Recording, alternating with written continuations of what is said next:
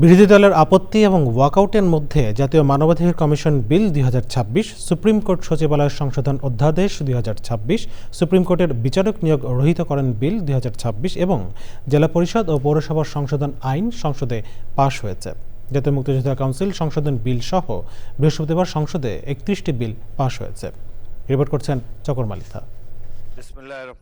দিনের কার্যসূচি প্রশ্ন উত্তর টেবিলে উত্থাপিত হলে বিশেষ অধিকার প্রশ্ন সংক্রান্ত নোটিশ উত্থাপন করেন বিরোধী দলের সংসদ সদস্য।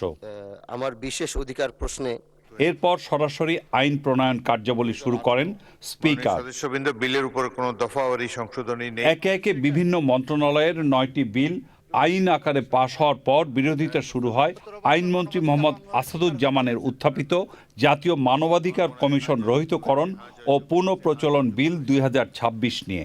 আমরা ফরওয়ার্ডিং একটা মুভে ছিলাম। আজকে এই ২০২৫-এর অধ্যাদেশটি ল্যাপস করার মধ্য দিয়ে জাতি আবার ব্যাকওয়ার্ডের দিকে যাবে এবং জাতি পিছিয়ে পড়ার একটা টেক্সট বুক এক্সাম্পল হিসেবে এই সংসদে এটি থাকবে। বাংলাদেশের ইতিহাসে মানবাধিকার লঙ্ঘনের শিকার সবচেয়ে বড় পরিবার হলো জিয়া পরিবার। বাংলাদেশের ইতিহাসে মানবাধিকার লঙ্ঘনের সবচেয়ে বড় পরিবার হলো বিএনপি পরিবার। আমরা চাই না বাংলাদেশে আর কোনো মানুষ মিথ্যা গায়েবী মামলা না শিকার না হন।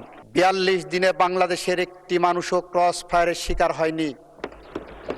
৪২ দিনে একটি মানুষও গুমের শিকার হয়নি। মাননীয় স্পিকার, আইনমন্ত্রী উত্থাপিত সুপ্রিম কোর্ট সচিবালয় রহিতকরণ বিল ২০২৬ এবং সুপ্রিম কোর্টের বিচারক নিয়োগ রহিতকরণ বিল ২০২৬ উত্থাপনের সময়ও বিরোধিতা করেন বিরোধী দলের সংসদ সদস্যরা। ৭১ সালের স্বাধীনতার পর পর্যন্ত অন্তর্বর্তীকালীন সরকারের আগে পর্যন্ত স্থায়ী কাঠামো ছিল না।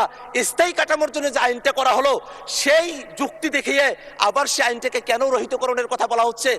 আইনমন্ত্রীর বক্তব্যের পর সংসদে সংখ্যাগরিষ্ঠ হিসাবে পাশ হয় বিল দুটি। বিকেল ৩:৩০টার পর সংসদ অধিবেশন শুরু হলে আবার আইন প্রণয়ন কার্যাবলী। জাতীয় মুক্তিযোদ্ধা কাউন্সিল সংশোধন বিল ২০২৬ অবিলম্বে বিবেচনার জন্য গ্রহণ করা হোক। এ সময় মুক্তিযুদ্ধ, স্বাস্থ্য, জ্বালানি সহ বিভিন্ন মন্ত্রণালয়ের বেশ কয়েকটি বিল বিরোধী দলের বিনা বাধায় সর্বসম্মতিক্রমে পাশ হয়। বিপত্তি বাধে স্থানীয় সরকার প্রতিমন্ত্রী মীর শাহে আলম উত্থাপিত জেলা পরিষদ সংশোধন বিল ২০২৬, স্থানীয় সরকার, পৌরসভা এবং সিটি কর্পোরেশন সংশোধনী বিল ২০২৬ উত্থাপনের পর বিরোধী দলের সংসদ সদস্যরা বিলের পক্ষে তাদের যুক্তি উপস্থাপন করেন। এই অধ্যাদেশটি কি এখতিয়ার বহির্ভূত হয়নি মাননীয় স্পিকার? এই বিলটি মহান সংসদে পাস না হলে আসলে কারা আবার ক্ষমতায় ফিরে আসবে এটা কিন্তু বিবেচনার বিষয়। ওনারা কাদেরকে আবার ক্ষমতায় ফিরে আনতে চাচ্ছে?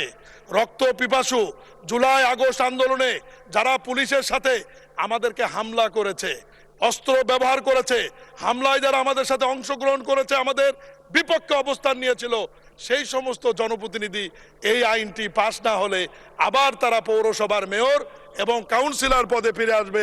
মাননীয় স্পিকার, পরে সংখ্যাগরিষ্ঠ হিসেবে কণ্ঠভোটে বিল দুটি পাশ হয়। যে কয়টি গণবিরোধী বিল দুটি পাশ হওয়ার প্রতিবাদে বিরোধী দলীয় নেতা সংসদ থেকে ওয়াকআউটের ঘোষণা দেন। এই জন্য আমরা এখন সংসদ থেকে ওয়াকআউট করছি।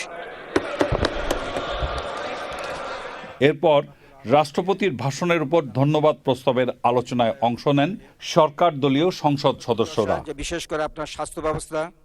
মাগরিবের নামাজের বিরতির পর অধিবেশন শুরু হলে বিরোধী দল সংসদে ফিরে আসে। তখন আবার আইন প্রণয়ন কার্যাবলী শুরু হলে বেশ কয়েকটি বিল আইন আকারে পাশ হয়।